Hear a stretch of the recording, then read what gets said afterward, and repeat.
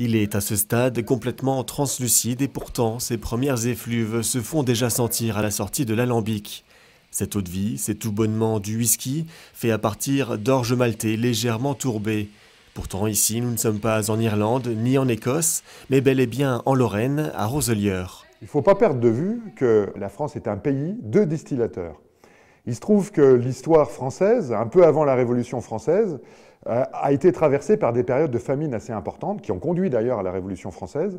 Et il se trouve qu'à cette époque-là, la distillation du grain a été interdite, parce qu'il fallait réserver les céréales pour l'alimentation humaine de base qu'il fallait à l'époque. Avec un savoir-faire de distillation, des traditions brassicoles, des forêts de chêne et une eau de qualité, la France et la Lorraine disposent de tous les éléments pour produire du whisky.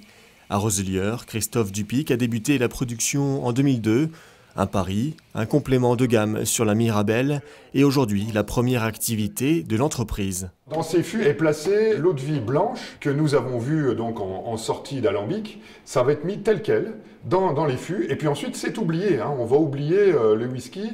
Pour avoir l'appellation whisky, il faut au moins 3 ans d'âge, donc vous voyez que c'est déjà assez long.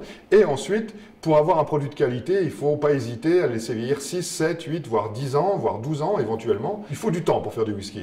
On va faire un petit prélèvement. On a pris une couleur légèrement ambrée déjà. Donc vous voyez déjà l'avancée au bout de deux années d'un produit qui est certes encore jeune, mais qui sent déjà bon aromatiquement, puisque là on est sur des fûts qui viennent du Kentucky aux États-Unis, qui ont contenu du bourbon avant américain. Des fûts d'occasion qui ont contenu auparavant d'autres alcools sont utilisés pour faire vieillir l'eau de vie de grain, une caractéristique des whiskies européens. Dans cette cave, des fûts de Bourbon côtoient d'anciens fûts de Porto, de Cognac, de Banyuls ou encore de Sauternes. Une palette riche qui donne au whisky toute sa complexité. Chaque fût étant différent, il faut derrière retravailler les assemblages pour être en capacité de proposer soit des fûts originaux, des bouteilles originales, c'est ce qu'on va faire, ce qu'on appelle des single casks, ou un fût à donner des arômes particuliers, ou alors pour rentrer dans notre gamme de 4 whiskies, essayer d'avoir des choses qui se retrouvent pour que nos clients ne soient pas perdus non plus. Et cette année, le travail de la maison de la Mirabelle est récompensé au Salon de l'Agriculture, médaille d'or et médaille d'argent pour le whisky tourbé et le fumé collection. Une reconnaissance qui laisse envisager un 10 ans d'âge d'exception.